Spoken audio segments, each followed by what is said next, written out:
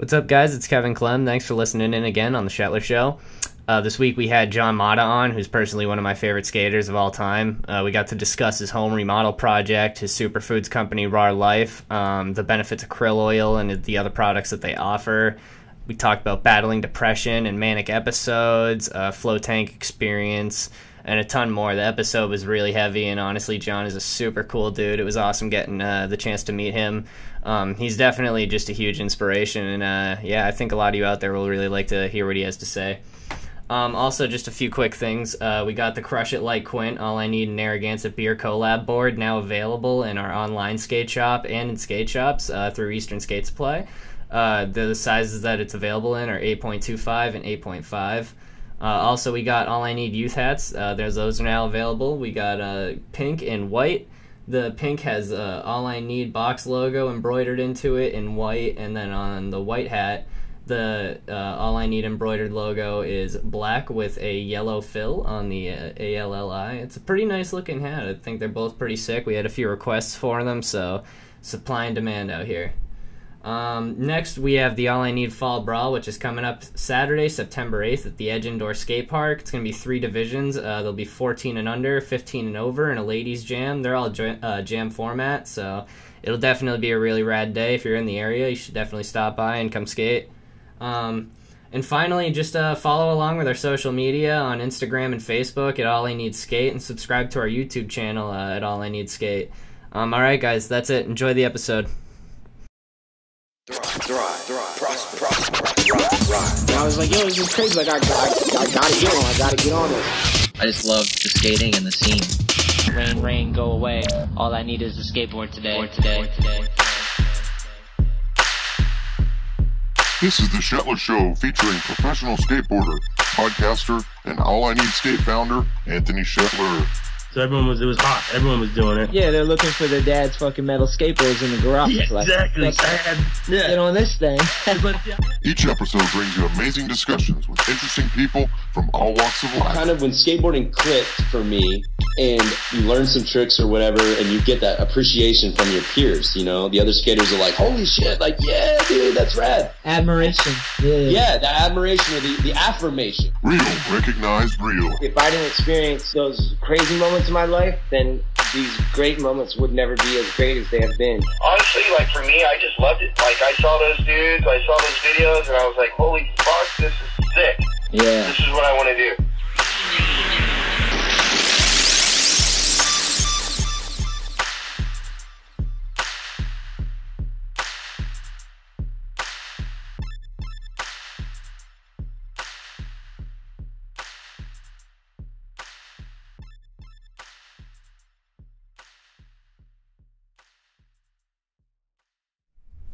Dude, 2016. It's already been almost 2 years. Well, no, a little under 2 years.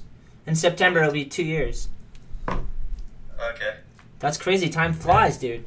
I feel like we just talked. How much has happened? What have you been up to, man? I've just been working. Well, actually, where I'm sitting right now, we just remodeled this. Nice. Yeah, it took. I mean, it was like the first time that I had ever done this kind of thing, you know, remodeling. Yeah.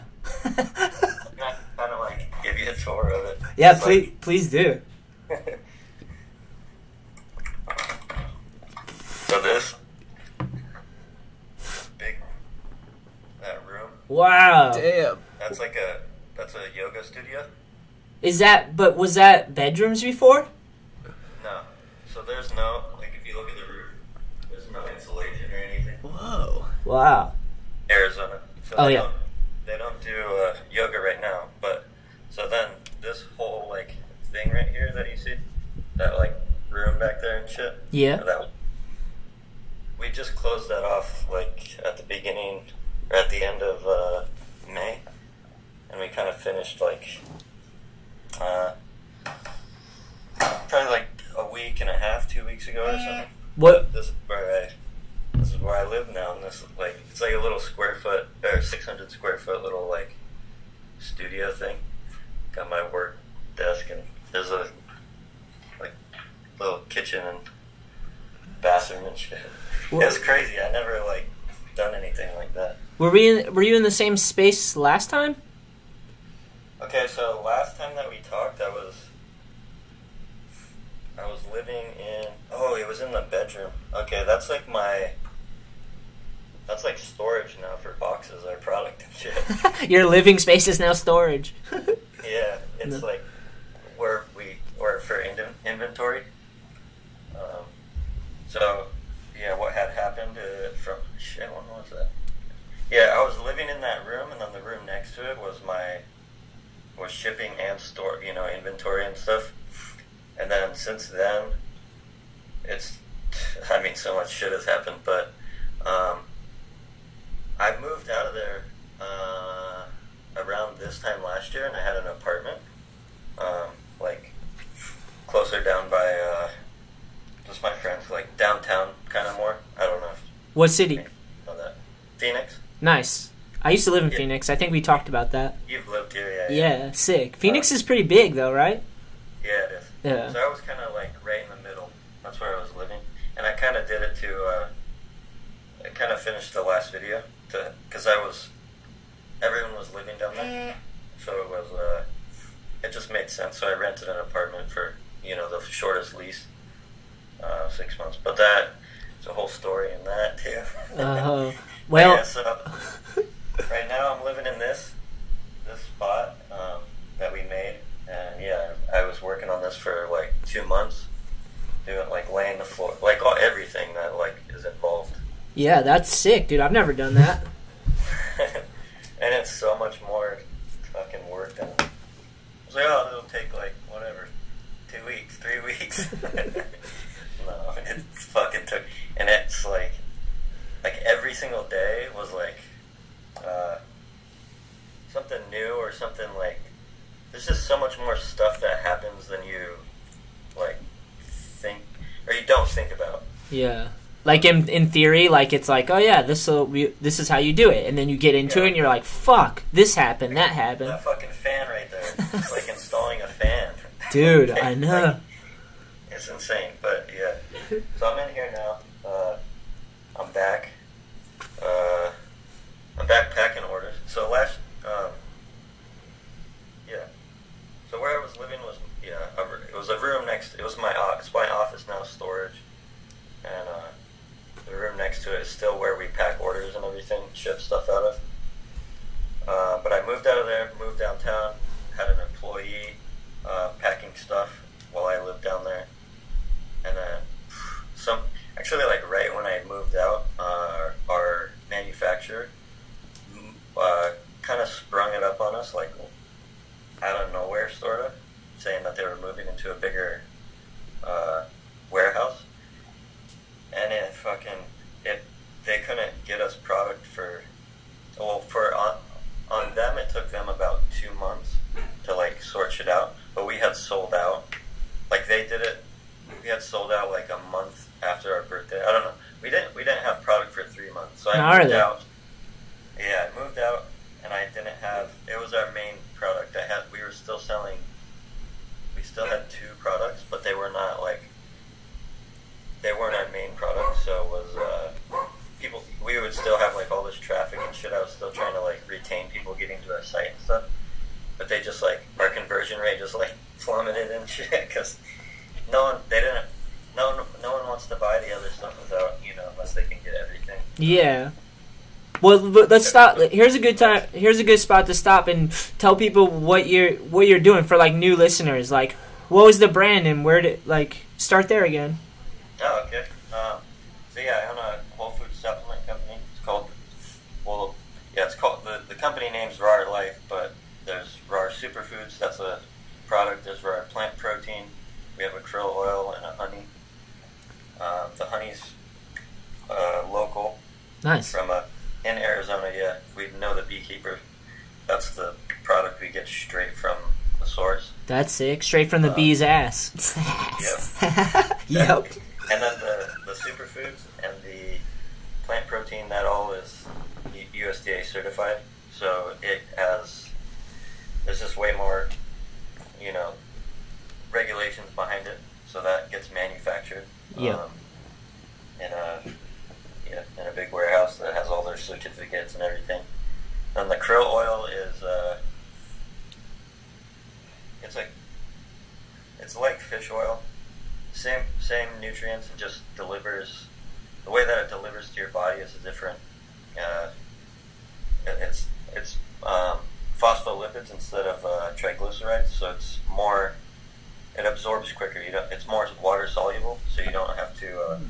Your body doesn't have to break it down to start absorbing it first. It can just start absorbing right away. Nice, and it's good for arthritis or like joint pain and stuff. Yeah, joint pain, your brain. Nice. It's all kinds of things. Your eyes, so much stuff. Sick.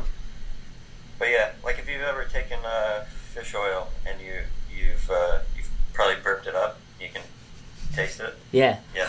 This doesn't happen with that because since it is water soluble, it doesn't. When the capsule dissolves in your stomach, it doesn't. The oil doesn't sit on the top of the fluids in your stomach. It just starts absorbing right away. Nice. So you don't get that burp. And then we get that from a company. It's from Norway, and they get it. It's a gnarly company. They do everything down in Antarctica. So how that's regulated is just a small. It's called Area 48, I believe, and What? It's heavily regulated down in Antarctica, and they make sure that it's regulated by 4 organizations. Gnarly. And they supply us with exact on the bottom of every bottle, it's got GPS coordinates of exactly where your krill was harvested. Oh, sick! Wow, that's very controlled, right? Yeah, it's really gnarly, and they make sure that at this point it's 0.01% of what's eaten by the animals. So you can get the same nutrients from algae, and that's where the krill get it from. But there's still not a very effective way of extracting it to get the omega-3s out of the people use hexane, and it's not quite there yet. So the next best thing, that product took me 2 years to figure out, and it was a moral battle in my head as well. Okay, what's the best way to get this new? Because you can get it. There's ALA omega-3s and there's DHA. DHA is what your body uses of that omega-3, and ALA is what plant sources like hemp and chia, just those sources. So you can't flaxseed as well. Your body, there's just out of all the studies that have been published of conversion rates of your body converting plant sourced omega-3s into what the main one your body uses, the DHA. It's just horrible at converting it. So it's just best to get it right from an animal source. DHA is an animal source, so when you get it from whatever fish or krill, it's just already in that form because the animal's already done that processing from the ALL. So it's just way better. And then the fish, so it takes so when fish eat krill, and then you get the omega-3 from fish, it takes 10 times more fish by weight to get the same amount of omega-3s as you would get from the krill. So it's just way more, you're getting more to the source of where it's coming from, and then it's regulated by, it's gnarly, all kinds of, just to make sure that it's sustainable and stuff, and it's kind of, I know a big company, there was 2 that I was choosing from, companies, and they,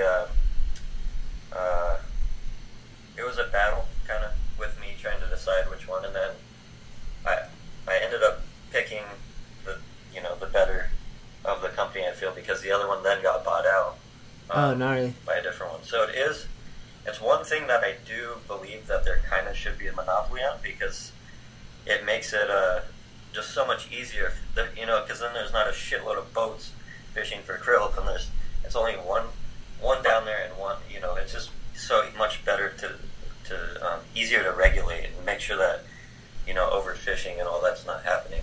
Yeah, so, that's crazy to think of. That you'd have to think of that. It was a big, huge. It took me 2 years to like kind of from the start of knowing that we wanted to come out with an omega-3 product to actually like having it. It took me like 2 years, a lot of research and going through it, and it was gnarly, but it was fun. I don't even think we. Yeah, last time we talked. No, we might have had it out then. I don't even remember when we came out with it. But anyway, that's my business. That's what I have going on. All right. Well, next question is: have you been able to skate lately? Have I been skating? It's been hot, and then How hot? How hot? I don't know. Today it's probably like 106 or something. What? Oh You said it casually. Yeah. Wow. It rained. We just had a little monsoon thing, so it's been humid as well. So it's been kind of extra hectic. Super heavy out there. Super heavy. But yeah, lately I've actually been skating. I've been skating a lot, but I haven't been filming a lot.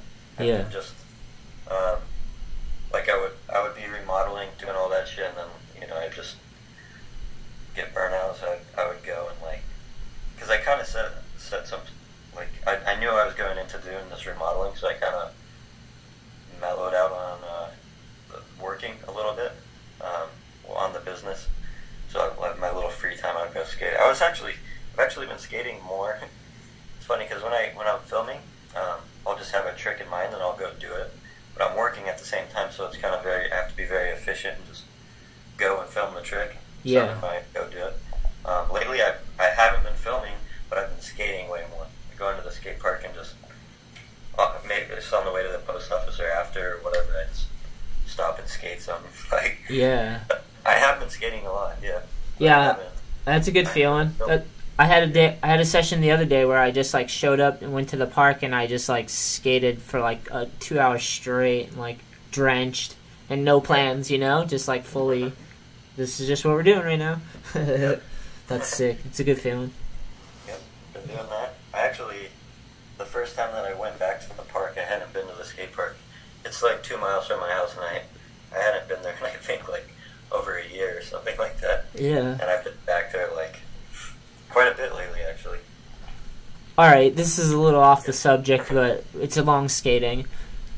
When you skate the ditches with the water, do you just go and you're just like, I'm gonna get this board soaked until I land it, basically take a slam? Is that your approach? Oh, my old, like the old footage? Yeah, I was watching one today. I was like, he just threw down and he tray flipped on like a waterfall, basically. And I was like, he had to go there and just be like, I'm gonna do this as a trick, Yeah, exactly. Yeah. I had saw that spot and I messed around on it one day, and because it's kind of a cool spot even when it's dry, but it's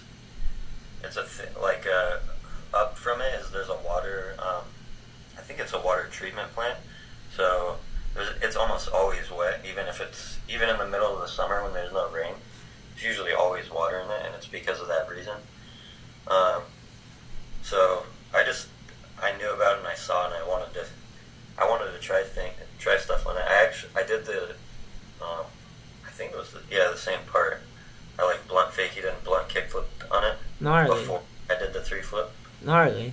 Like the later part I backside flipped on it, but I have I set up a new, or just my board's kind of getting shitty, and then I'm like, oh, okay, this might be a good time to, because it's still my board. I don't really like to try to set up a new board just to do that trick. Yeah. Just know I'm gonna switch it out. So, and then bearings. That's all that gets fucked up. But just switch those out, and then you're good. Your truck's still are chill, and wheels are chill and shit. It's worth it if you land your trick, right? Yeah. You're like, oh, nailed it. I saw you slip too. You slipped and landed. You missed, your hand slipped, and then you hit your side like that, on. I was like, that was a surprise one. I think I got one of the times. I think I got staph infection from that. What the fuck? I got sick. And then I got staph infection. Around that time, I was actually painting a mural, in a house, someone's house. This was back, I don't even know, 2008 or 9 when I was doing that. But I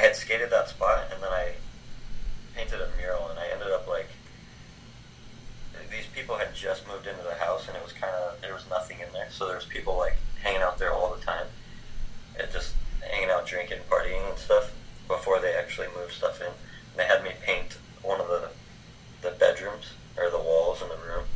And I was just sleeping there. And one of the nights I just woke up on the floor, and my face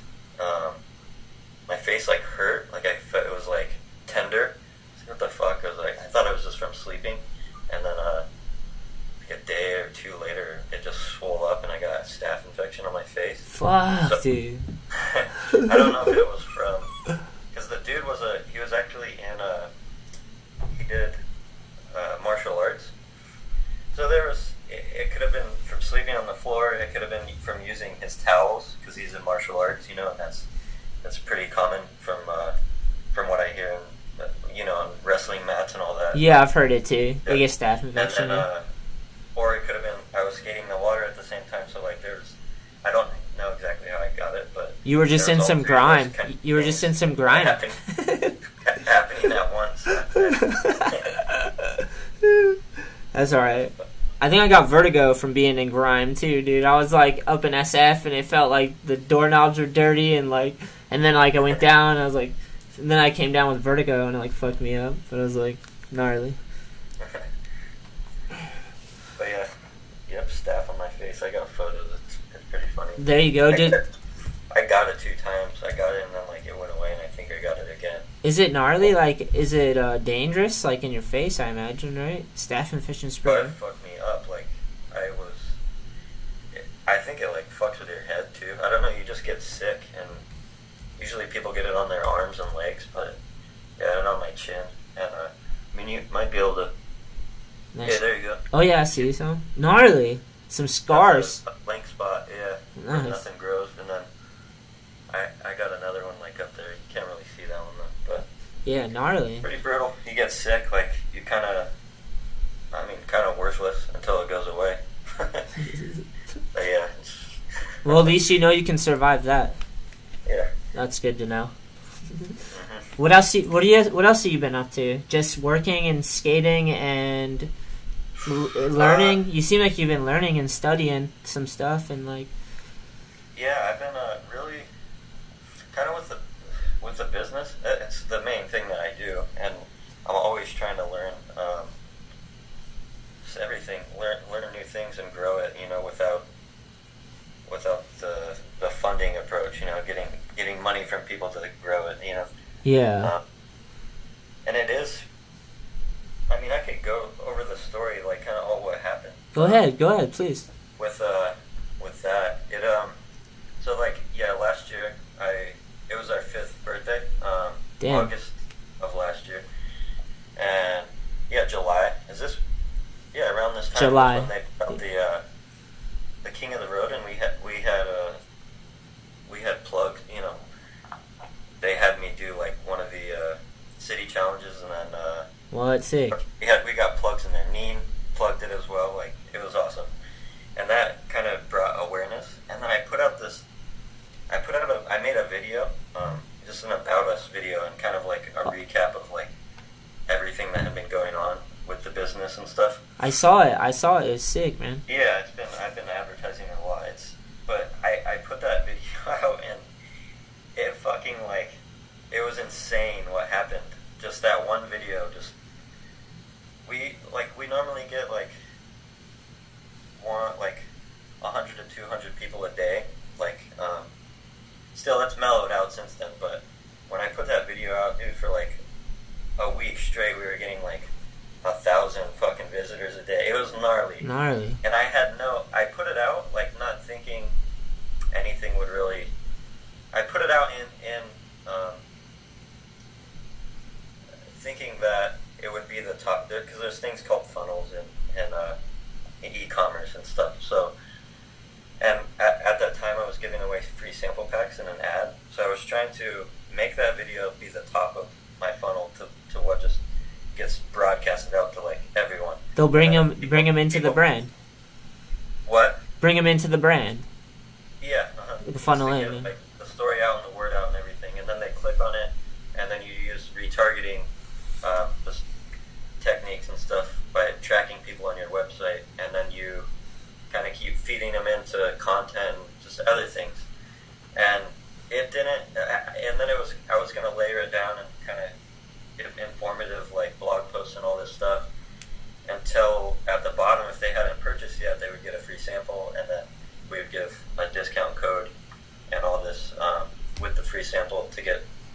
to get them to buy the bottle, just so they could try it before they would buy it, and Yeah. it just fucking, that video just, that whole plan that I had, and I had taken like a little course online to learn how to do all that stuff, and just learning it, and from podcasts and stuff, and the video it just immediately people just started buying straight from that video. Yeah.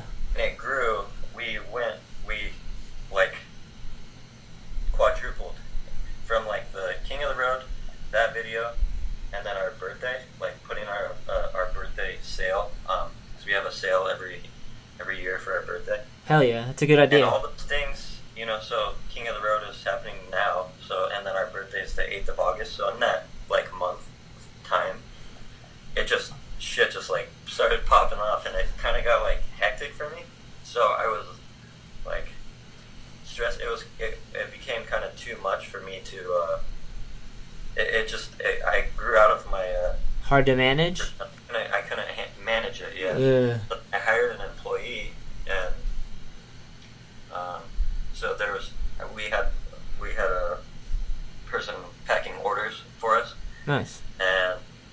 And then also there was just so much going on at that time. I had to like put my dog down as well. There was just so many things. Rough, dude. I had to do that not that long ago. So brutal. That was brutal.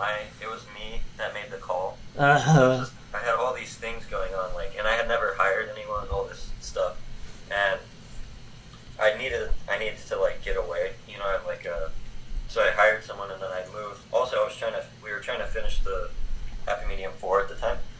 So I was like, this will be good. I'll hire someone and then move out, get closer, and then I'll just get my mind away from it, because it's kind of like it's running itself now. It's like picked up way better than I expected, all this shit. So I was like, all right, this is cool. I'll kind of like let that marinate and then figure out the next thing to do after that.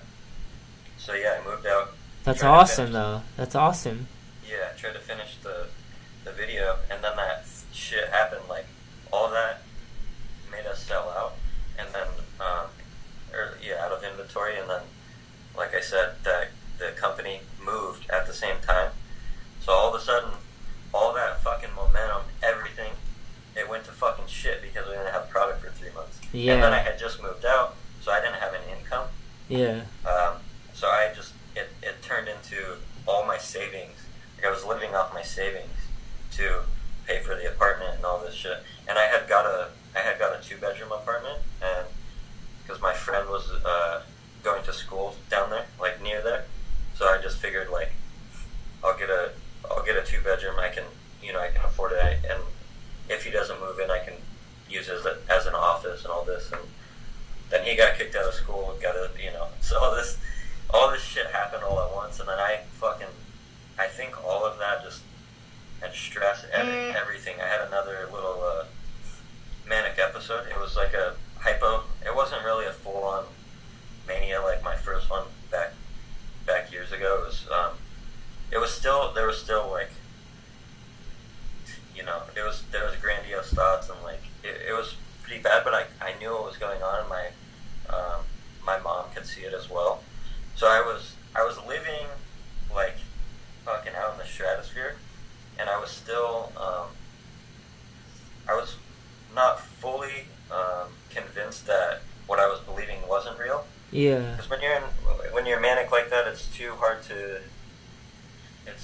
It's like it feels way too good to believe, or to like believe anything else. It's just too hard to deny it in a sense. But I knew, I had been through it, and I knew, the signs and what was going on. But I was doing all this shit, and I'm manic for this. This was around the how we had an eclipse last year? Yeah. So eclipse? Yeah. That was when, so, and when you're manic, it's pretty spiritual and all this, so I also had aligned my thinking with that, because I thought it was a whole shift thing. There's a an eclipse going on, and all. It was just all that. So that fed into it as well. It made it a little harder for me to accept the fact that I was manic, but to avoid the fact of like letting these thoughts control me. It was gnarly. It was good. It was fun. But yeah, a whole nother. So I put out this video talking about how I went manic and then got depressed and I started using supplements and all this stuff. And so I put this video out and then I get fucking manic 2 weeks later, and I'm like, holy shit! I just felt like I felt so shitty, and like I had just gnarly like imposter syndrome, and like it's like fuck. I'm like, I put out this video telling about this, and then all this, how it helped me, and then all of a sudden 2 weeks later I'm having a fucking manic episode. I'm like, you gotta be like, this is insane. You can't. But I didn't go to the hospital like I did the first time. I actually thought my way through it, and I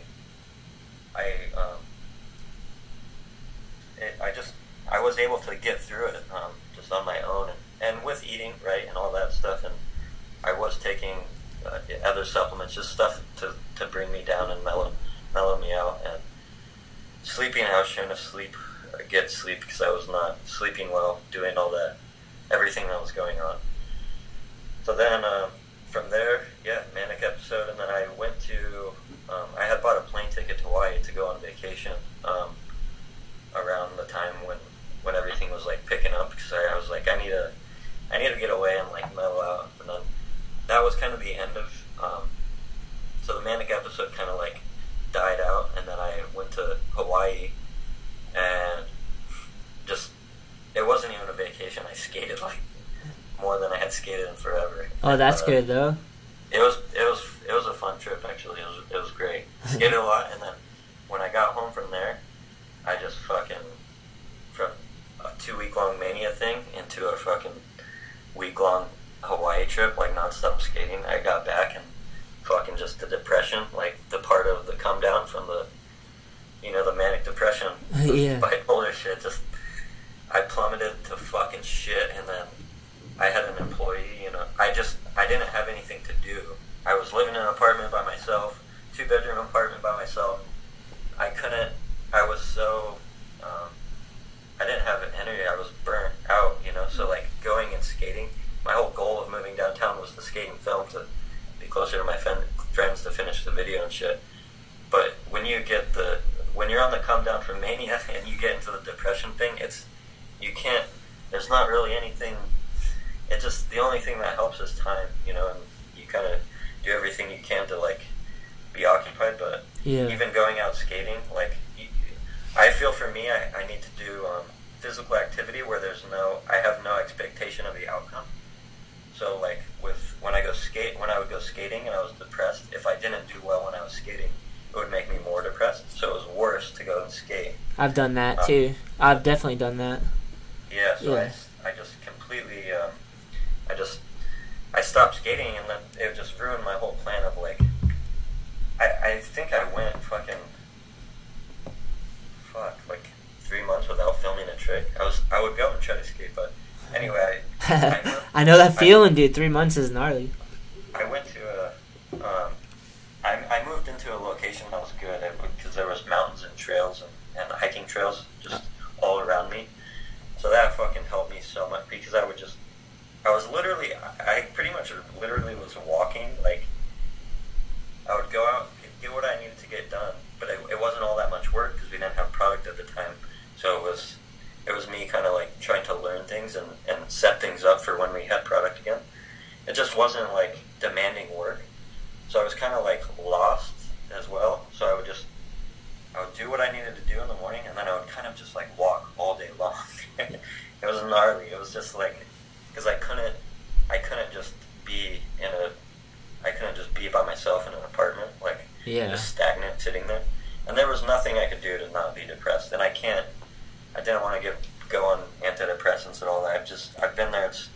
It doesn't work for me. It doesn't work. So I waited it out, I kind of just fucking let it go. And I finally, it's still, it's much better now.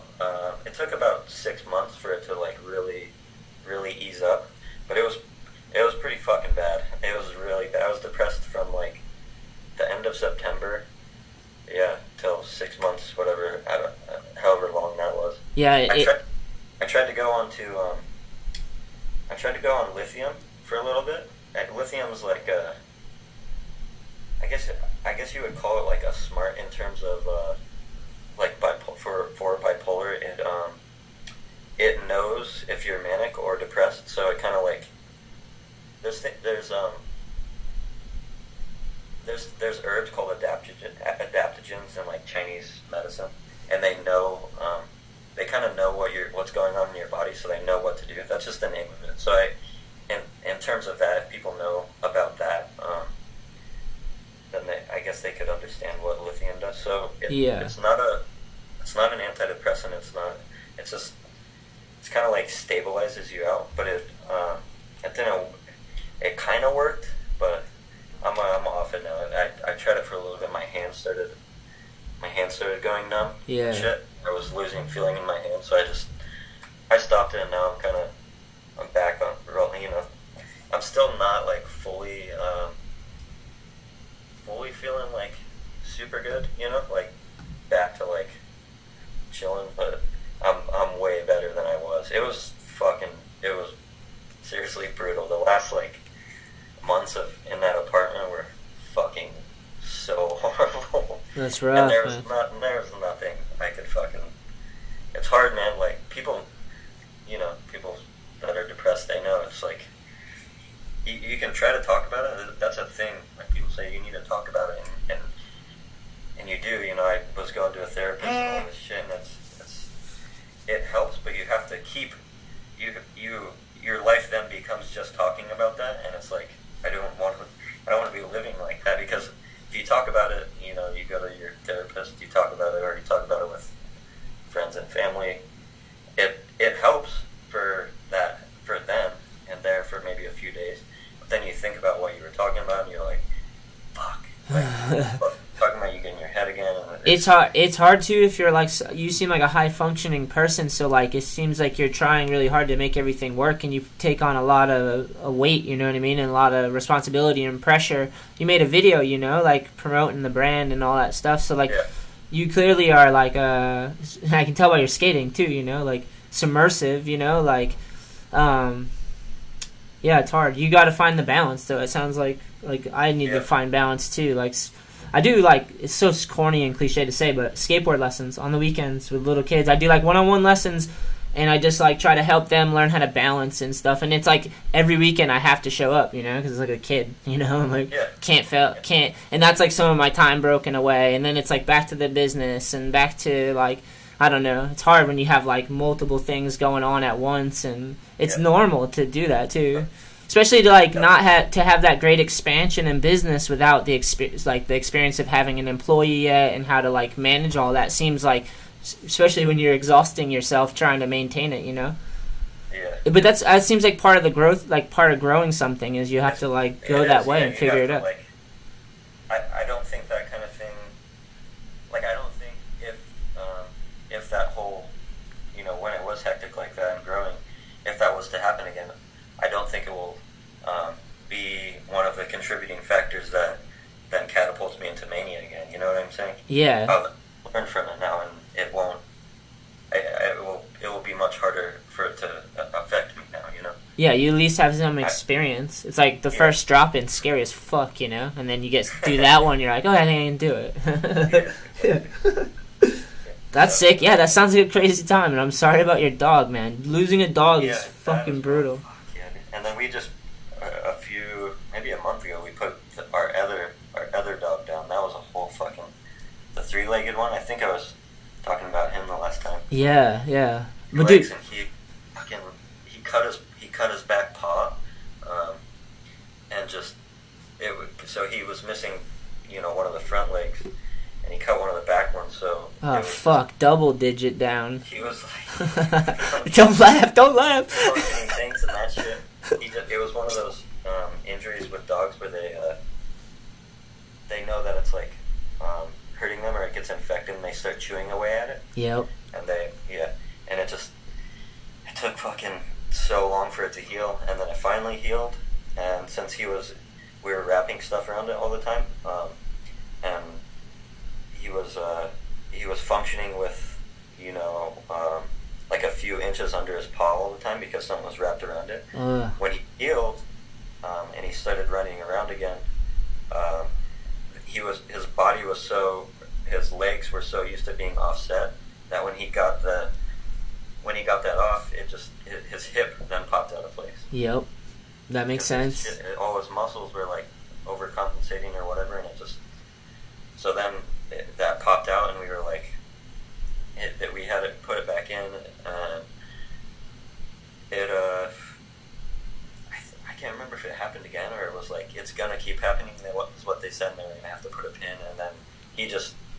I think from there, like once the hip thing happened, he kind of knew, and he was 12 or 13, so he kind of knew like what was going on. I think he was like, man, I've put up with enough in my life. Yeah.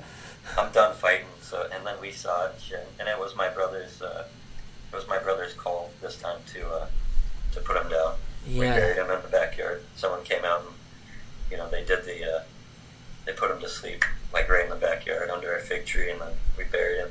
Dude, I cried so much. We had to do the exact same thing, dude. It's fucking bawled. weird, man. I bawled. Like, it was like, it's a loss. It's a real loss. Like, it's your dog, you know? Like.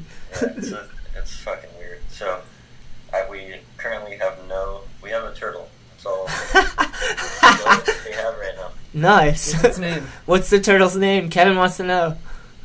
Franklin, perfect. Nice. I fucking want a tortoise. Turtles are sick, but I want a tortoise because I don't know. He's a tortoise. Yeah, he's an African. I can't remember the name. African something tortoise. That's box, sick. Box tortoise. Oh yeah, box tortoise. They live forever, dude. They live for they can outlive you. It's crazy. They're easily gonna outlive us. He's gonna easily outlive us. Yeah, the idea of passing a turtle on is a cool idea. Like generational turtle. Yeah. Oh, Kevin pulled up an African box turtle. Yep, they look solid. That's what I wanted too. Exactly. They eat watermelon and all types of lettuce. Yeah, we feed them. It's the funniest thing to watch them eat, dude. It cracks me up. Yeah, he's kind of my grandma's pet now. She just kind of goes and I think she's the one responsible with feeding it now. Nice. Sick. Yeah, my lady, she sprung a dog on me. We had Amber, and Amber got ulcerated cancer, and she was licking it, and the same thing. They're just making it worse for themselves, and we had to do the same thing, make the call in the backyard. Someone came out, we buried her in the backyard, and then my lady just got another dog right away. I didn't want another one because I'm just I was like, I don't want to set myself up for more losses, you know? If I'm lucky, I outlive them, you know? And it's And it's you love these things so much. So it's my dog Elwood just had a back issue. He has these, he has manic episodes, dude. He fucking hurts his back, and then he gets depressed, and, it lasts longer, and he's jumpy, and he's literally almost 2 weeks, he's been, he wouldn't be able to climb into the bed. He would sit in the corner and do nothing all day, and I'm just Jesus, man. Luckily, it started getting better, you know, but, it's terrifying. I'm dude, his poor back. And to watch my dog, Elwood, who's, loves to play. He fucking loves to play, right, Kevin? Yeah, definitely. Elwood will fucking play for hours. If I had a basketball in the backyard, he would play until he'd pass out, literally. But, he can't use his back. I'm it's heartbreaking, even in a dog, you know? Yeah, pet injuries are crazy, man. My ex-girlfriend had her dog, both back legs got the ACL. I think it was ACL. It was fucking wild. What the dogs can fucking tear their ACL. Yeah, a bulldog? Is it a bulldog, maybe? But it's just you can't they can't do anything. You're it was there was this not a hammock, a sling that went under the stomach, near the back legs, and you would have to carry the dog around like a briefcase. Wow, crazy. Get it to go outside to use the restroom because he couldn't fucking walk. I had surgery on both legs. Brutal. Yeah, this thing, it's. I've actually seen a few other people I've given them just tell them that shit happens because I've seen it happen since. Yeah. I had never heard about it, and now I just see that shit. It's just for whatever reason. I think you've had it happen, so you know about it now, so you're kind of aware of it. Yeah. So, I don't know, but When I was younger, I had a black lab. My mom got a black lab, and my household was like kind of unstable already. Like the adults couldn't keep shit together, you know. So to bring a dog in is like you're double fucked. You're like, this is gonna be chaos. Like, and this dog broke its leg. It ran out the house because no one could train it or whatever. Broke its leg. Had a cast. This dog that wanted to bite and destroy everything, and then like everyone in the household's a mess. And I actually hurt myself when I was younger at the same time, so we both had, like, casts. I didn't break it, but I had, like, an air cast. Me and this dog just, like, so mad at each other, just fucking both angry at the same time. It's brutal. But that was a brutal time. Yeah. So, John, where are we nowadays? Like, how, you say you're feeling good, man. What's your focus, man? I'm just back on track right now. So yeah, picking up from where I left off, I went. So all that shit, we had that growth straight into not having product, and then since the company moved into a bigger warehouse, they just all of a sudden they drop it on us like, yo, we're in a bigger warehouse. We're raising our minimums, like, because we had been at minimum the minimum order, you know, the quantity. Yeah. Of bottles, and they just were like, yeah, we're bigger now, we're trying to grow, so we're at the beginning of the year we're doubling our minimum order quantity. So all of a sudden it fucking goes from all this shit to then 3 months of no product, and like I was and while there was that 3 months of no product, it was not like they told us that it was going to take 3 months. It was one of those things like where they moved and they weren't sure how long it was going to take. Yeah. So they would be like, next week. They'd stretch it out. Yeah. Next week. It kept going. So I didn't turn off any of my my costs. You know, I could have fucking turned my website down, all my advertising, everything. I could have just completely so I was basically had no cost like running in the background. But I was still running all that because I thought next week we're going to have product again. Yeah. And then next week. So I was still spending all this money, but we weren't having money come in. And then all of a sudden, we have to come up with twice the amount of money to buy product. And then they also like sprung one of our products. They said we were, for some reason, for 3 years, the price that we were at was. It wasn't a realistic price, so they raised the price. It was fucking gnarly, so I'm like just insanely depressed, and then I get fucking, this news dropped on me like, alright, your price is getting raised, and your order quantity is getting raised, so all this shit happens at once, and I'm like, holy shit, so I fucking just started cutting back, and that's actually why I'm back here now. So I dipped out of my, at the beginning of the year, I just dipped out on that apartment.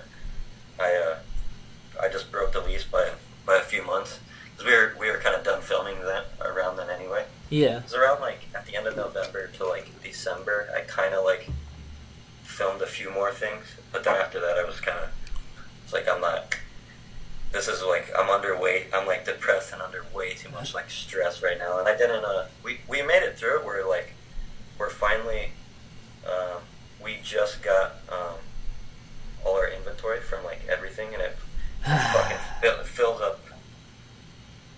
You there? Sorry. Nope.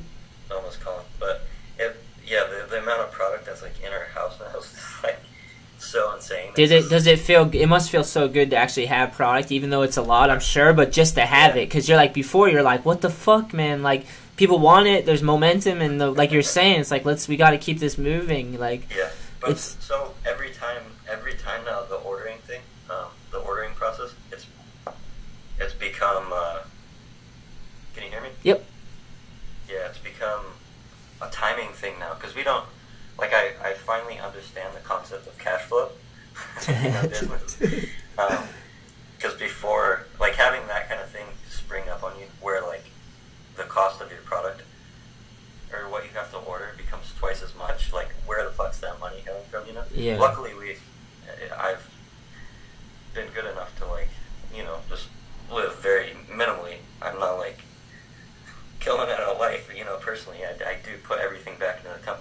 been able to. You don't, John. You don't seem like a guy who has too big of an ego.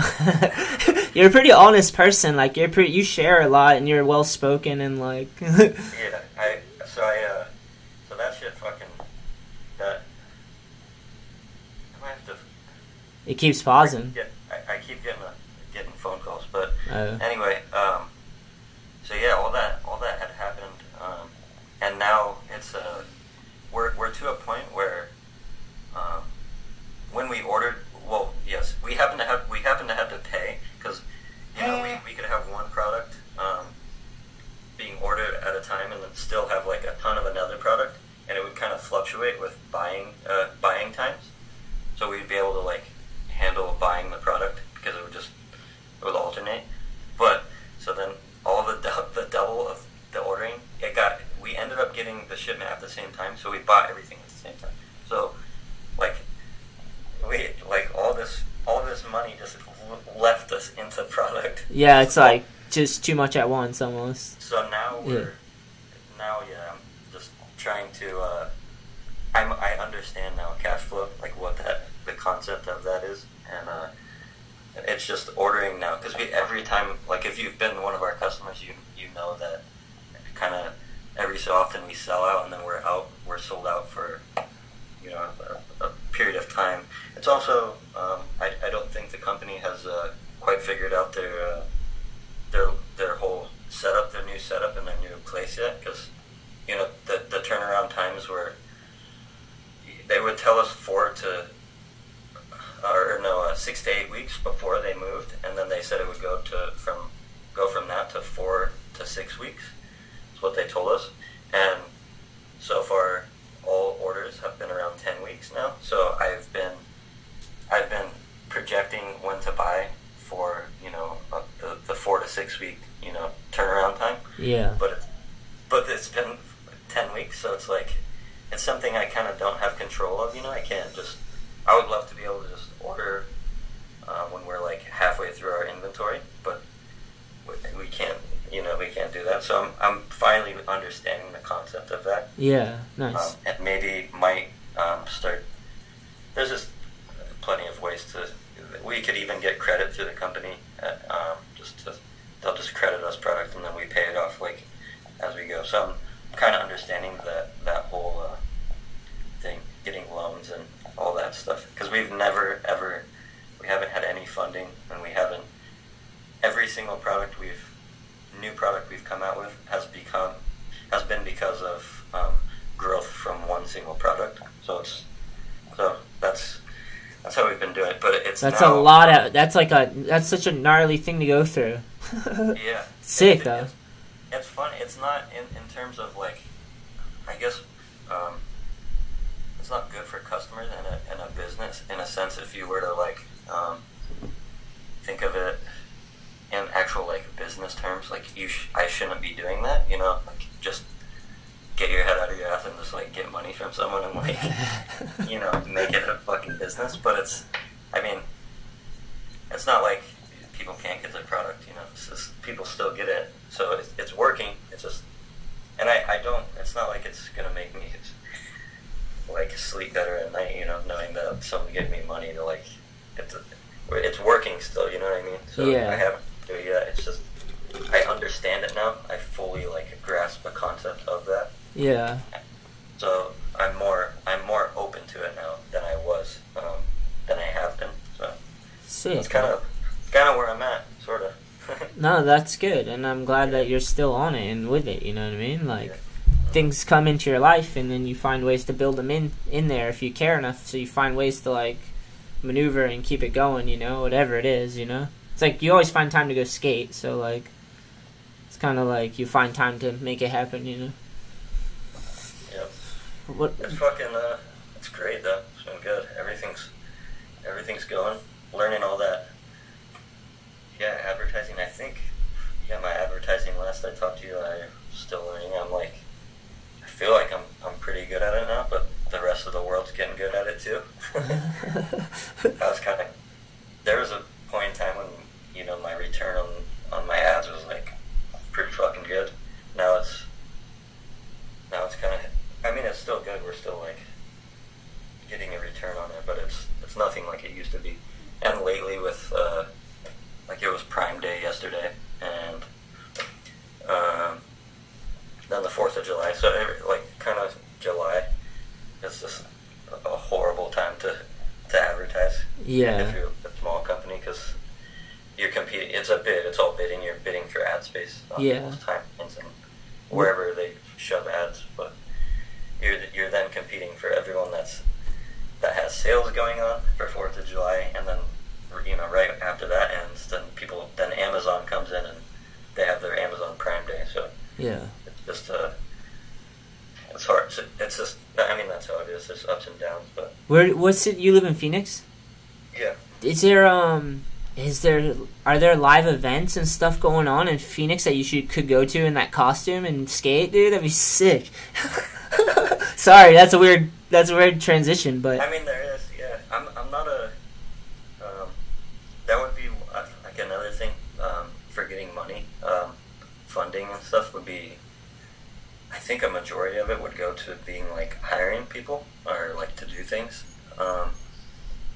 Because I kind of have everything documented really well now to where I don't have like manuals yet or anything, but I can teach it. I've been doing it so long and consistently that I can, like when I hired that person last year to do the shipping, they kind of just sat with me one time, like through me explaining it, because I have like a pretty good system going on, and I like have things labeled and shit, and you know they picked it up like immediately. Like it wasn't even it wasn't like a week long like training process or anything. They picked it up, so it's in my head now that it's easy to hire. It would be easy to hire people. I mean, you know. Before that could seem overwhelming, for sure. Like taking on more responsibility of someone else's paycheck. Yeah, exactly. Yeah. That's also a thing where it's hard to hiring, because the person that I had hired was roommates with my mom, so they didn't have to drive. They would get home from their regular job, and then, you know, at a certain time at night, they would just go walk across the house and pack orders, and that was easy. So it's really hard for me to like rationalize someone. I mean, if I hired someone, it would have to be someone nearby, and a lot of people that I know kind of don't live by, or people that, I don't know, I kind of just like live a ways from people. So it just, because it's not all that much work, I mean, packing orders, it just fluctuates too much, and it's like, I'm not going to have someone like drive across town to work, you know, 2 hours, you know, it's like, it doesn't like make sense, really, so it's kind of why I'm still back here. I'm packing orders again because I live in the barn. You saw the yoga studio. It looks pretty sick though. That's a pretty good yoga studio barn. Yeah, we got a dope setup right now. That's awesome. But yeah, I'm really just focusing on that right now and getting through this this whole year. I actually haven't paid myself I pay myself what I need to live on. Because whereas before I would like get a paycheck and like a little amount of money that would go over what I would need to live off, you know.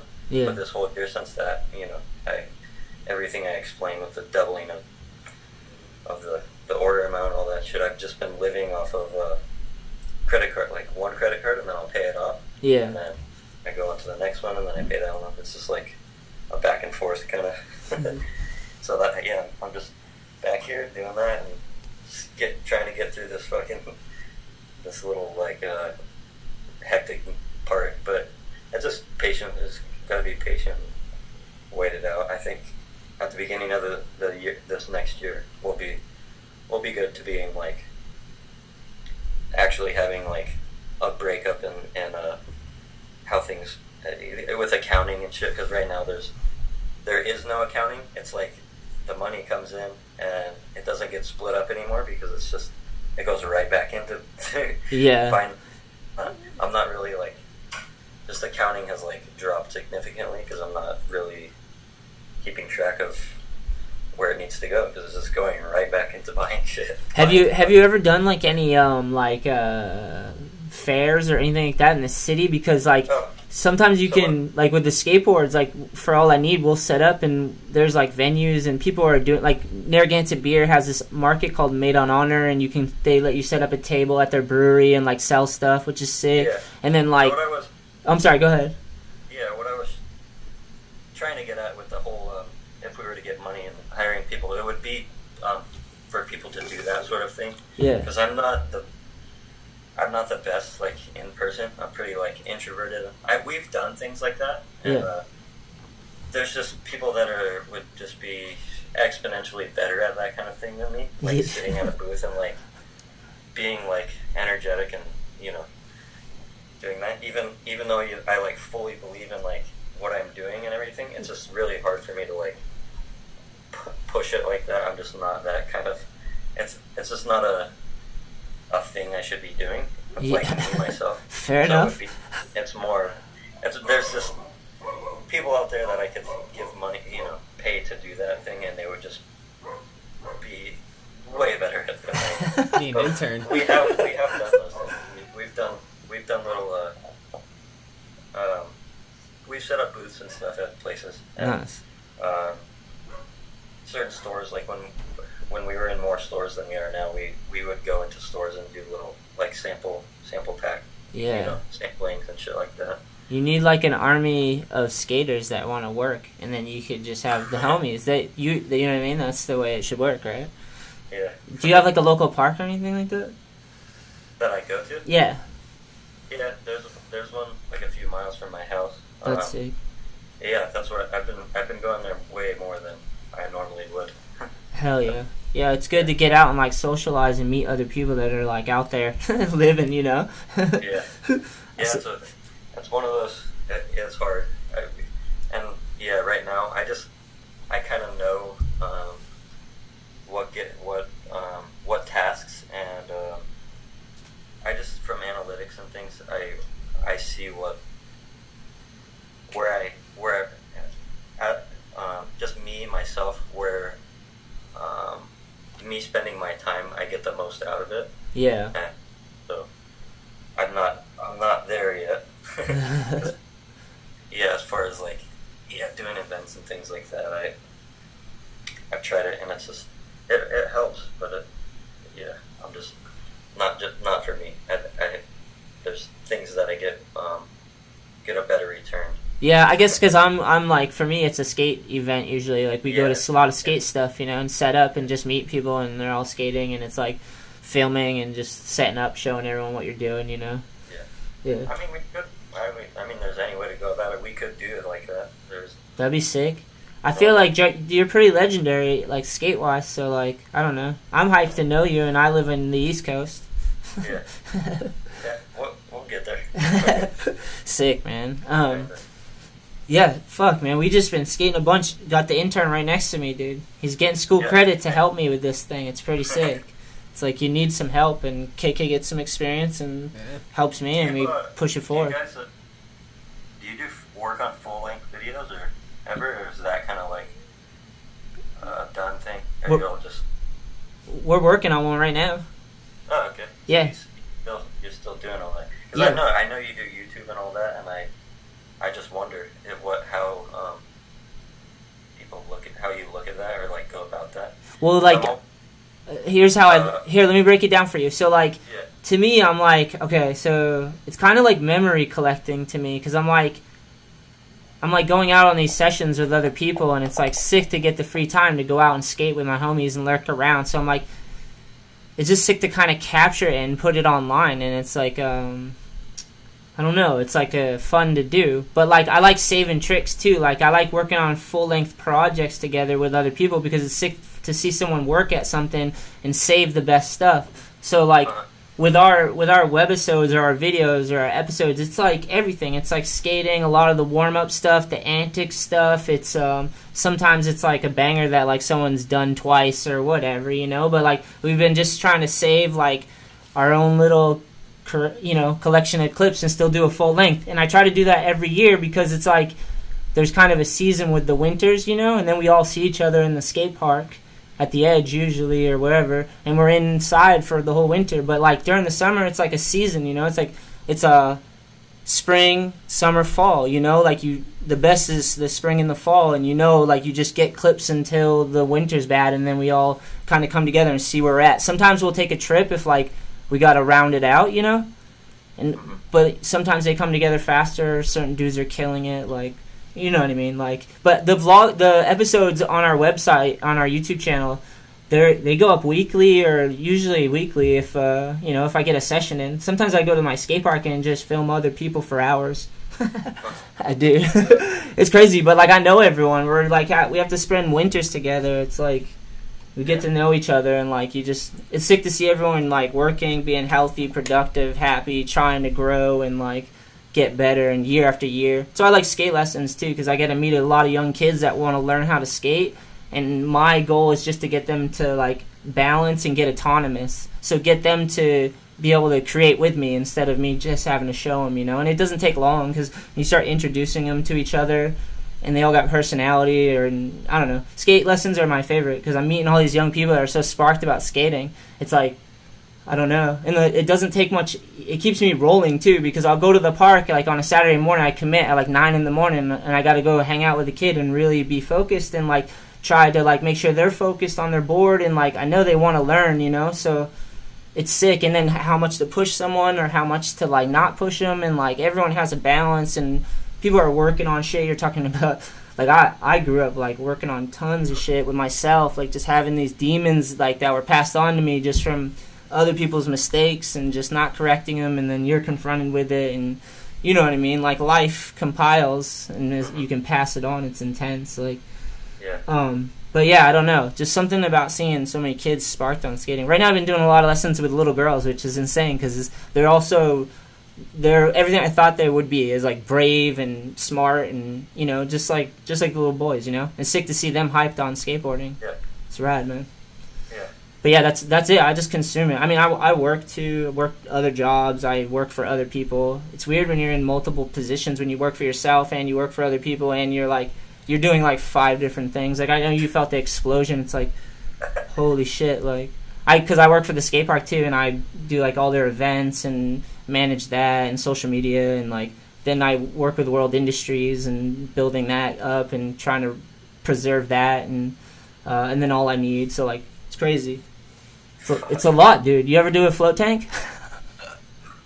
I actually have one time. Dude, I need to do one. It's like it's such a de-stressor, man. Actually, dude, it's so insane. I actually did it on the day of was it the day of or day after? What happens during the eclipse? What is that? Is that a thing? I don't know. Is it supposed to be like moon passes in front of the sun? I believe. Yeah. That's what happens. Does it fuck people up though? In Arizona, maybe it's hot out there. Sells eclipse glasses. I don't know. I'm sure it affects us somehow. I wonder. For me at the time, I was manic, and I was already in a fucking out there state of mind. Like it was fucked up. But I went in there. I mean, I can explain it how like delusional. Like a werewolf. We'll just say a werewolf. Just turn into a werewolf. Go crazy. Yeah. I mean, it's kind of the same story. That it starts with like, you know, I thought I was another chosen one, sort of thing, and then it mellowed out from there, because I kind of like caught myself, and then I thought, you know, with like the growth happening and all this, I thought I was got like inducted into some group of people in the world that were like running things.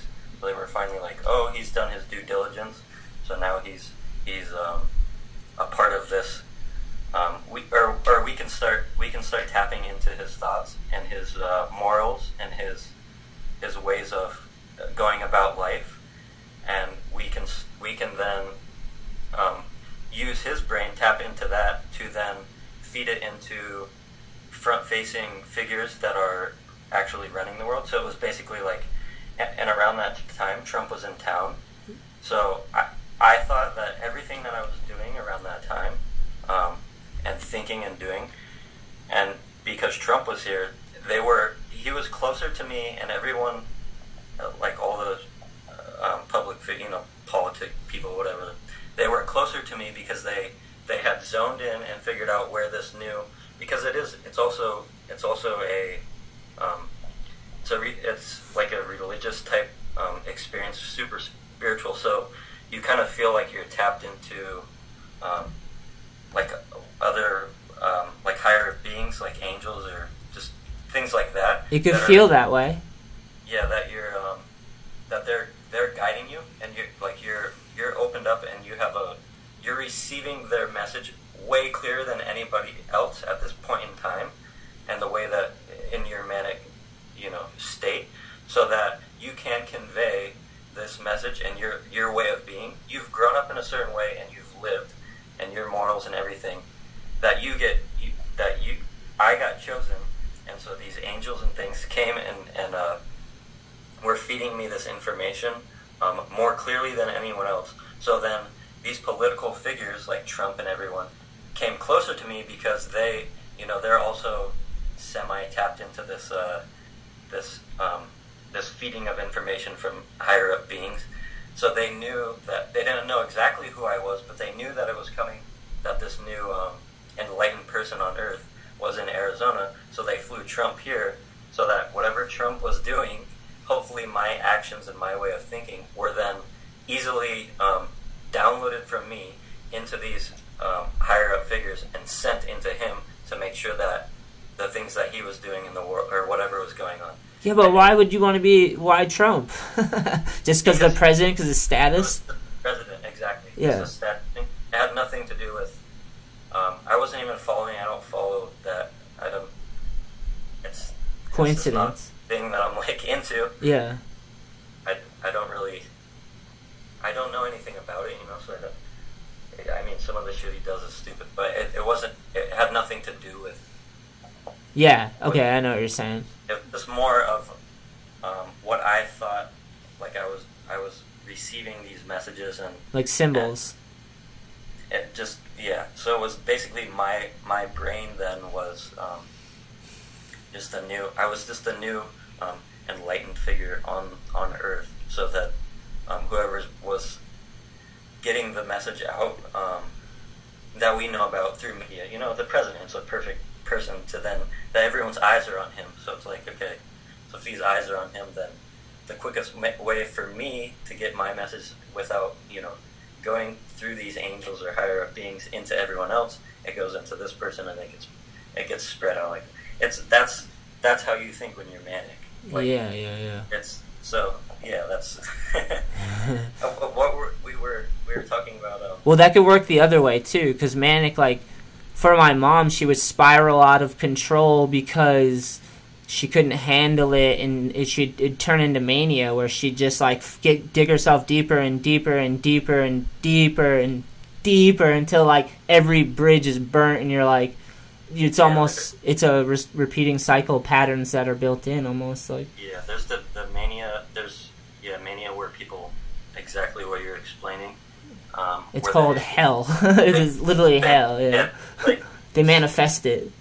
They'll get start spending all this crazy money that they don't have, and just doing really weird. Like they'll get hypersexual and all this shit. I've heard all these stories, but for me, when I go manic, it's like it's like I'm trying to save the world. That's like my mania is what happens. I get very grandiose in my way of thinking, and I have a heightened self-importance kind of aspect to it, I guess. Yeah, I could see. I mean, if I'm like this, I need to be sharing it or getting it out to people. No, but that's part of the growth is you're tuned in once you said it's like a spiritual thing or something, some sort of connection with the divine or something that you see results because you work hard and you focus, and I know that's normal. People should be able to work hard and reap it and be able to have to try to manage what they can. You can only earn what you keep, or keep what you earn, you know what I mean? And that takes time. It's life is long. That's the roughest part about it, is you got to learn how to, over time, maintain, and find balance. Because even, dude, sometimes we want things that aren't good for us, but we don't know it, Yeah, you kind of get this, you kind of apply more value to what the outcomes you've made, Yeah. because running, everyone's like, oh, I want to own my own business. It's fucking insane to do. It's not as fucking. It's not as glorious, yeah. It's crazy. So you're then living and you're doing all this stuff. You're like, wait, this is still like, this isn't right. This should be better. So then you kind of like, I guess you then get delusional and you're like, oh, I need to apply my own grandiose feelings to what my outcomes should actually be, or something like that. So then you're like, oh, I guess I'm a new enlightened person. But how it started was the float tank. That's what you asked. And so the days before the eclipse happened, I thought that this shit fucked me up kind of like pretty gnarly, because the eclipse happened. I can't remember if I went into the float tank on the exact day of the eclipse. That's kind of crazy. You might go back in time. You don't know. Who knows what happens when you do that? At the time that I was thinking, so I also, like, beyond what I just explained, yeah. I thought that we were entering a new age. I think it was Aquemini, right? Age of Aquarius or something. Yeah, I don't know. I don't know. No, I don't follow it, but I'm a Capricorn. Yeah. And it so happened to be the sign that was before whatever age we were entering in. And I looked at this like chart thing online. I was like, oh shit, and then it turned into us leaving the planet and actually interacting with these beings that I thought I was communicating with, and that they were helping. So I thought that it was, since I was a chosen one, and there was other people like me on this planet, that we needed our like enlightenment to then see the planet, like, for people, so that we could leave the planet or keep living on this planet or whatever, or both. So then I thought I was someone that was going to, I at one point thought I was going to live forever. I thought I was like an immortal, and I was going to be part of like a committee that would control us leaving the planet Earth, and like. You really thought that? Yeah, it was like for a little bit, and so when I are you religious? Are you religious? I grew up. I mean, my dad's parents were Catholic. I mean, there's all like we have crosses in our house. We didn't go to like church regularly or anything. Yeah. So I grew up with that story, and I think that's why I go to that. I think I am like a Jesus figure when I have those sort of things go on. But anyway, I'm in the float tank, and I thought, oh, this is my way of, since I'm in this float tank, and this shift's happening, this eclipse. So after this eclipse passes, like this new enlightenment to everyone is going to happen, and it's that will be the start of it, of us, the beginning of us, human like civilization being better on this planet and expanding into the. So I'm laying in the tank, and I this is the part that fucked me up. I'm laying in the tank, and I was thinking that I was spreading my this enlightenment to everyone, and mainly women. And then I wake up the next day, and there was all these headlines and all these stories of the girls, their cycles, their menstrual cycles were off, they say it was because of the eclipse.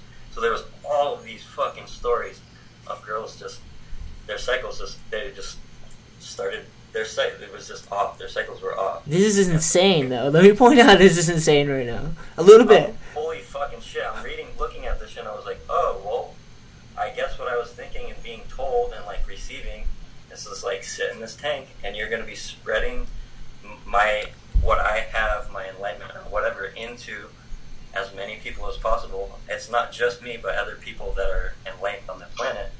And then all of a sudden, I'm like, well, it fucking worked. There's all these headlines of fucking girls being like, what in the fuck? So then, yeah, it just went on to that, and then it got pretty bad. I also had a point where it got so it got so overwhelming and intense for me that I kind of couldn't. It was bad. It was like when I finally, because like I said at the very beginning of the conversation, I knew what was going on, and I could keep in mind this whole time that I'm thinking this way and doing this, I'm still running the business. I'm still buying an apartment, moving things, driving a U-Haul truck. Like, I'm still living my life and still interacting with people normally. I don't seem out of it in any way. Well, it's like an inner narrative. You're telling yourself. You're writing the story. Exactly. Yeah.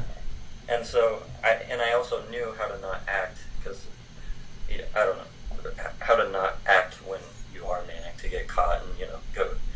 There's a lot to it, but anyway, I made it out. I'm like, chill. Didn't end up in the hospital or anything, but it got fucking intense. I also thought at one point that in order for me to actually fully become aware of, or being able to send my message and actually help humanity evolve, I would have to kill myself, and that correlate, because, and then I would whatever resurrect or whatever the fuck happened, Yeah. whatever this, you die and come back. So there was at a point where it was so intense, and I was convinced. I was battling. There was a good and evil battle as well, and I was not convinced that killing myself was fully. So if there was not a battle in my mind going on with what would be good. So someone had to win. Someone had to win, though. Yeah.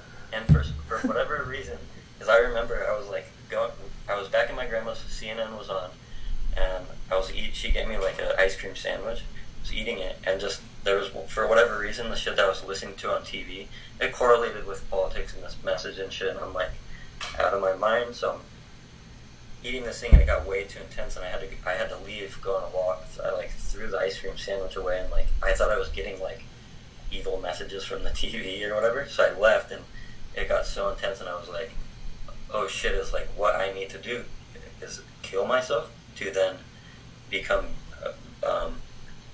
more accessible to these things, or be part of these beings and stuff, to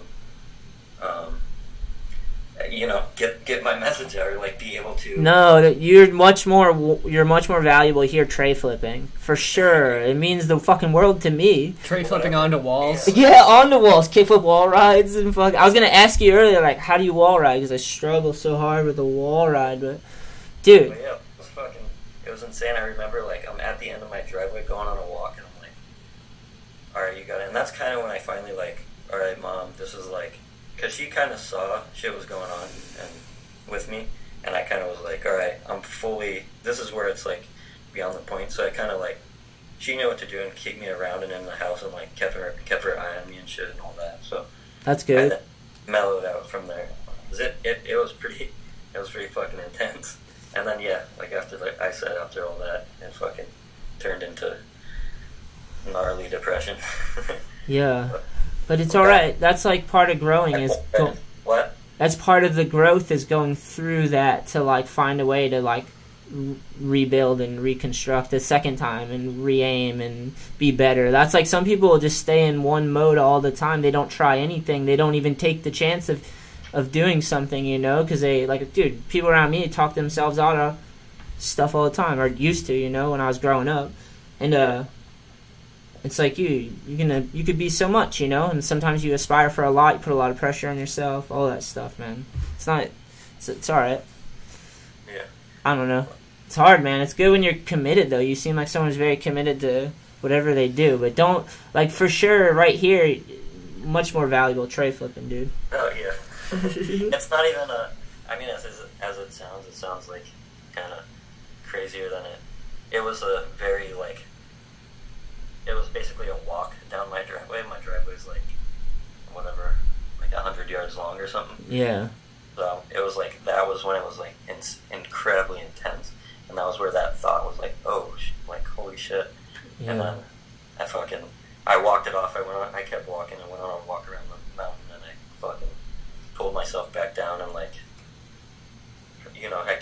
after, it was kind of like, Yeah, it's a lot. And then I told my mom and was like, yeah, I'm not fucking, this ain't right. But then I mellowed out.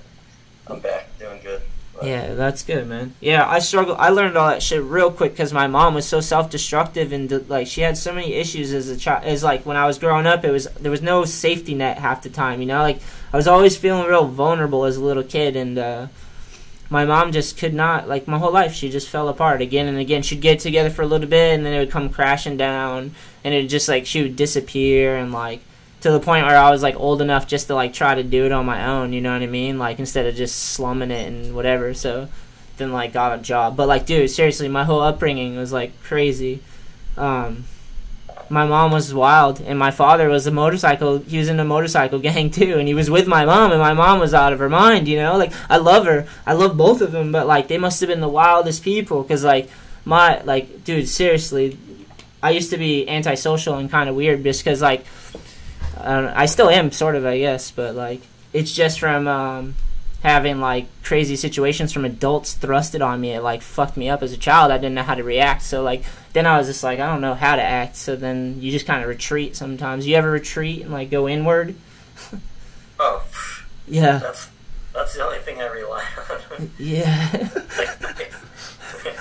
That's the tagline kind of my what I stamp on all my boxes when I send out is fuel for inner space travel. That's my nice. That's beautiful. I feel like putting good things in your body and going inward that's key. Those two things will get you far. Yeah, absolutely, man, for sure. That's good. It's weird because we're born into a crazy world as this little vulnerable thing, and then you're brought up, and it's like you never know what's going to happen. Like, crazy shit happens. Wars and all this media shit's thrusted upon you. It feels like you can form narratives very easy to justify anything, you know? So, like, it's hard to tell when shit's real, you know, sometimes. And people want to look for delusions, too, because it's easier to look for that than it is to, like, just keep inching your way forward, you know? Like, it's hard, dude. It's no joke, dude. Do you have anything that you shit you follow or use to like self-talk kind of stuff like that? Yeah, I listen to tons of podcasts. Like I listen to a whole bunch of people that are supposedly experts in their field, but like I'm always skeptical. Like I don't care who they are. Like if I listen to them, I'm all because I grew up like with that violence and shit and that vulnerability, and even police made me skeptical because they'd come in and take my mom away. So I'm confused with that line. And like government, I don't know, like we were poor, so like I don't know, government doesn't seem to help you when you're poor, you know? Like who's the government? Rich people, I guess. I don't know. Like so it's like to me I was always I'm always very like aware, you know? Like I try to have the best I try to see the best in people, you know? But like I'm also aware that people have a full range. That's why there's a heaven and a hell, you know? So like I learned that very early because the people around me were crazy, and they could show me love and they could show me violence, and like you've seen it do it to themselves, you know, like, and it just continues and you fucks people up, you know, like. And then there's governments that you see some of the shit that the government or whoever the fuck it is that is playing politics, you see what they've pushed through that clearly isn't good for humans or the soul or the human condition or an average life. Like there's so many potholes they'll set you up with and try to like. It's just like people are making money off of deceiving people. It's horrible, you know? Like everyone's trying, like humans are worth more than a currency or success or whatever. Like just being able to breathe and like the ride, it's hard, dude. It's fucking crazy. Like how old are you, John? What? How old are you? 30. Nice. I'm 35. I had to think about it. But just the way I grew up, man, I've always been like kind of weary. Like I just wanted to be able, I always was weary of stuff and handouts. I don't like handouts. Like sometimes it's hard for me to take help or whatever, you know, like to a fault sometimes, you know. I have an intern now though. Fucking making them count boards all day, bro. My thing too with getting help from people, it's like I just like kind of want people to do their own, like I don't know. It's hard for me to hire someone to pack the boxes for me because like you're not fucking meant to pack boxes. Yeah, true. And a lot of people, you know,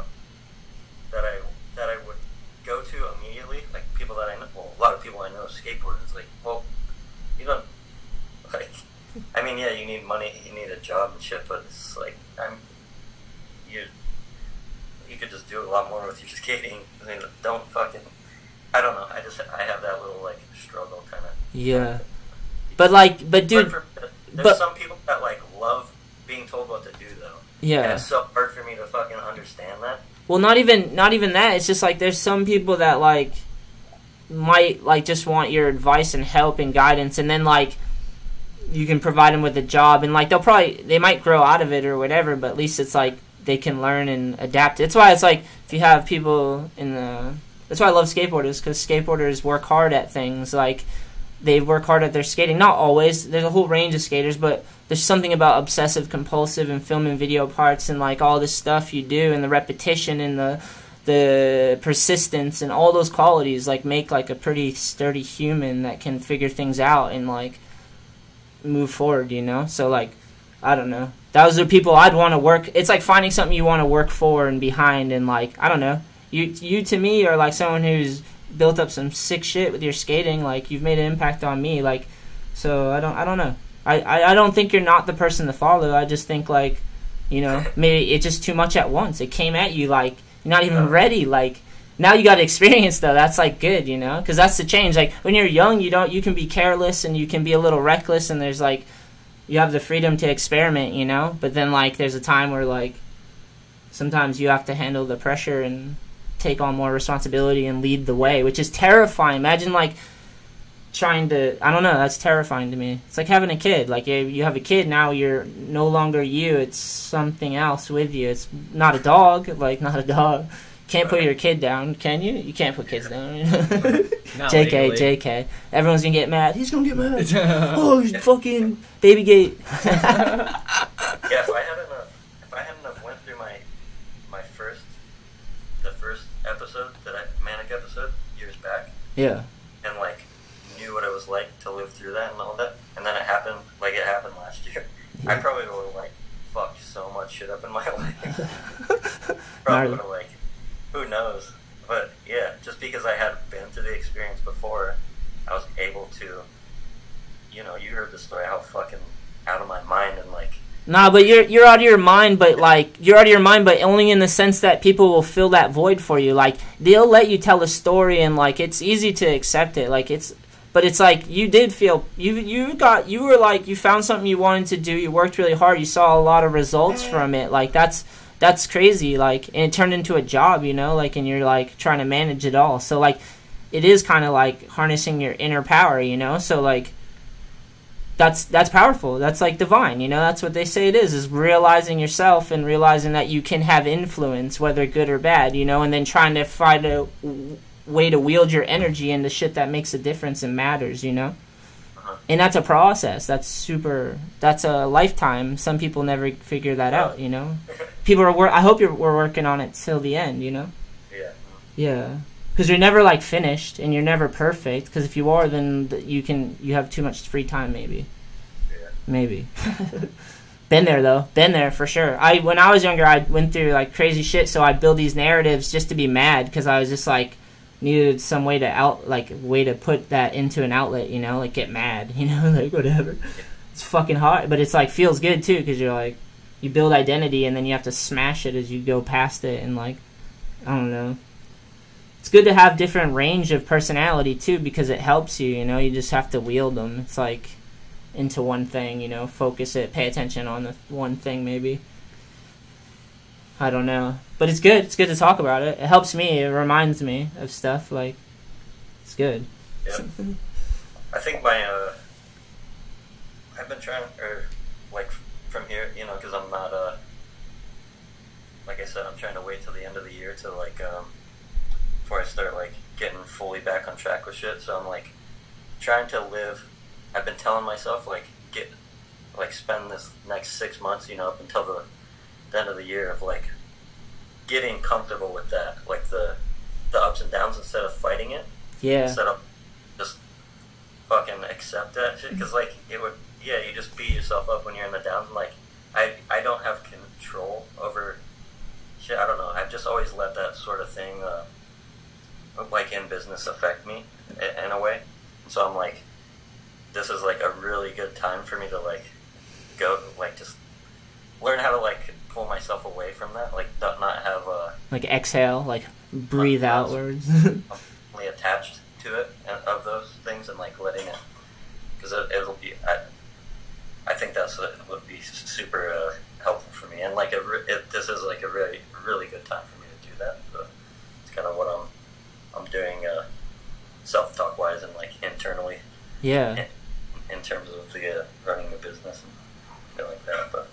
Yeah, it's good to like know a story and a narrative, and like how it's good to add to it too. Like shit like this allows you to define your character and figure out who you are. And like some people don't test themselves. It's nice to know that you're out there swinging. Yeah. Are you been? So what did that video come out? Did the Happy Medium video? Happy Medium 4? Yeah. Yeah, that premiered whenever the Phoenix Am weekend. That was I think April. Is it? Is it online or DVDs? DVD. Certain parts are. It got released on Thrasher. Certain parts. Nice. My parts up on there. I think a lot of them. They're there. Yeah. Nice. Happy Medium 4, right? Yeah. Nice. How do you feel about this part? Be honest, bro. Be honest. How do you feel about this part? I mean, I'm proud of it. It's sick. It's any video part I put out now is not going to be like they used to, because it's not what I'm completely focused on, you know? Yeah. Well, you're changing. You're doing different stuff. Sorry about that. In order to put something out, like with anything that you do, any person, anything, if you want to like be upper level, like for anything, you can't do anything else. Like basically everything else in your life has to you have to sacrifice the rest of your, like, other things in your life to put like something out that's like that other people will find, will get blown away by. Yeah.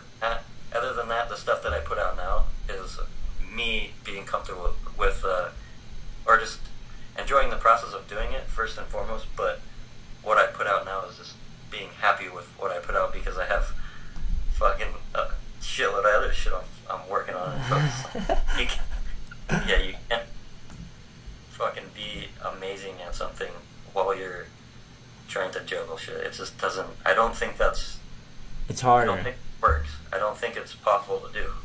Yeah, it's harder for sure. Like, well, for me, I'm thinking about it right now. For me, like, I do a lot more filming than actually skating. You know, like, I film a lot. It divides up half my time. I think about like letting go of skateboarding a lot. Actually, it sucks. Not in the way of like letting it go and like, but like letting go what my version of skating was or whatever. Just trying to be fair and honest about, because I'm like, I want to make sure skating lasts forever. You know, like so you can always skate and like have it. You know, even just rolling around or whatever. So it's like, but I agree. It's good that you go hard. You have a good collection online, so it's like. You made the most of like your energy. I've had my fair share of video parts. I've definitely worked my ass off with all that. That's awesome. You can tell. We've already started with another video. Nice. I haven't filmed a trick in a while because with the whole remodeling thing, and then I've been single for 2 years. And I live by myself. You know, I work and do everything by myself. So I've been dating. I've been trying to date a lot, and that fucking shit is so insane. Nowadays, right? No one tells you that's a fucking whole nother job as well. That shit is fucked up, dude. It's insane. The amount of time that it takes is like, you don't, because 2 years, the first year was whatever, like, rebound shit, you're just hitting up people, you fucking... Let's hang out. You know, Let's hang out. kind of fucking lose your mind. You're like, this isn't what I want to be doing, and then whatever, go fucking therapy for it, and then you're out, and then you're like, I need to mellow out, and you're like, okay, I'm gonna fucking start to take this seriously, and then you're fucking like, holy shit, this is like it's like a job, dude. It's fucking, it takes a lot of like CPU in your head, like brain power. It's good, yeah. It's because you like are dealing with the opposite, right? So it's like. It's not your familiar like stance, you know, like the fucking thing. So yeah, I was doing that, and I'd been doing that a lot, so I was doing this remodeling, trying to fucking keep the business fucking, I mean, it's doing way better than it has, but in terms of the fucking orders and all that, the quantity, all that fucking shit, but just with that, the business, fucking learning shit, and dating, I just haven't skated. I was seeing it happen. I was seeing the like burnout shit happen and catch up again, and I was like, it's coming up to the same time of year that I had my fucking manic shit happen last year. I was like, okay, I gotta like, something's gotta give. I gotta like cut something out. So it was the skating. I stopped, because for me, like I said, when I go and film, it's more, my process of filming is more of a mental thing than just going and skating, because a lot of my skate, it's just not a session where I'm just on a session, you film me, it's fucking, I have a trick in mind when I go film it. Yeah. And thinking of new shit and like trying to still do shit that's good enough to film all that, it was just, all of those things were hitting, and I was like, I gotta cut that out. I need to like focus on this remodel and like get my place of like where I'm gonna live, that fucking done with, and that happened. Like, I'm still kind of like decompressing from all that. That was like hectic and shit, and like hectic on my mom too, and like all this shit. So doing that, I still have to like. So I have a mattress. I mean, you might have saw it. I was laying out on the street. I still have to like buy a bed frame. I haven't even like paid myself enough money to buy a bed frame. That's all right. Whatever. You're a skateboarder, bro. You're a fucking skateboarder. I know you can handle a lot of complexity too. So it's like, you know. So that's where I'm at. I'm yeah. But like I said, man, that fucking dating is like fucking crazy. Yeah. You have to find a girl that's enthralled with something as well. So like, because like me and my lady, we met, and then I had skateboarding, and she was just working, and it wasn't like her work was something that was as engaging or something to be excited about. It was routine. Kind of fulfilling. It wasn't. Yeah. Exactly. So our stories were opposite because her life was different, you know. And then like, I don't know. So like, to me, I had skateboarding, but I had work too, you know. So like, I had two different things, and where she was just working, and then she found pole dancing, and then it was something she could like put her whole heart into and like sweat, you know, and like feel alive and create with like our skateboarding or whatever. That's think about anything else. Something that like engulfs you, fucking. Yeah, something sort of thing. Yeah, something that's honest, because like no matter what, it's like you can't take it for granted, because you get out there, you'll get fucking broke off. Like, it's something that you, and it's something you can't beat, and it's just something you can like kind of, it's like something to put your life force into, you know, like, and give value, because value is like, that's what I love about skateboarding. So many people love it and like continue to do it, and it's like, I don't know, skateboarding for me has always changed my life. It helped me. Like, my lady I met at a skate shop, the house I'm buying with her right now is from people that own a skate park. Like, the majority of the people in my life are skateboarders that I know, and like, there's so many crazy, epic people and variety, you know, like, I don't know where I was going, but yeah, skateboarding to me. And my lady found pole dancing, and she just like met community, and like she has one in the house, and she does it like all the time, and like she has video parts, and like they do shows, like her and her friend has a pole studio, and like they just like do that, and like so sick. I'm like, that's so tight. It's rad to have something where you can build identity and then build community and see other people, and then you have like you can just kind of look around and see, like, you know, because like when you see someone skating and they've been killing it, you're like, yeah, that person's been focusing on skating. It's not easy to do it, so you're like, yeah, they must be doing pretty good if they made time to get out and go skateboard, you know. Yeah. That's good to see that in other people. I've really with skating, like growing, it's like there's always been like a segment, like not different types of skating, just different like segments or like cliques in skating, you know. Yeah. And I feel like lately, or the past, like, I don't even know how long it's been, I've really like dissolved that sort of thing. I don't like. I just think it's all awesome now. Whereas, like, yeah, you know how like there's like cool guy stuff, you know, like, yeah, there was like I mean, it probably still is. I don't know There's some jokes to be had though. Like some shit's ridiculous, but like if they're gonna get mad, it's like you got to be able to dish it and give it. It's like, you know, I hope there's people out there saying I look ridiculous like Nicolas Cage. Like people tell me I look like Nicolas Cage all the time, and I believe them. They're like people at the grocery store that's just working a job, and they point it out, and I'm like, I really do look like him. I know it because you tell me all the time. So it's like, but that to me is kind of funny. I'm like, well, yeah, that's kind of like, you could be mean about it, I guess. Like, that's like the type of like thing, like shit I was like more of like. Well, in skating, there's like people that wear some crazy shit and like. Yeah, I don't fucking care about that shit anymore. Like, yeah. I'm just like it's. I don't know what happened with me. I don't know where. I just don't. I just like all of it way more. I more like how people's ways of going about it and trying to figure it out more now than I don't know. It's just instead of like being judgmental about it, like a certain way that someone's trying to like go about, you know, figuring this out with skating or that or doing this trick or that trick or whatever, hanging out with.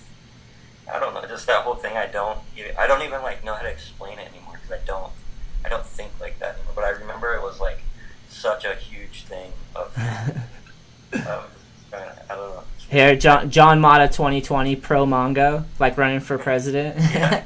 I don't care, bring it on.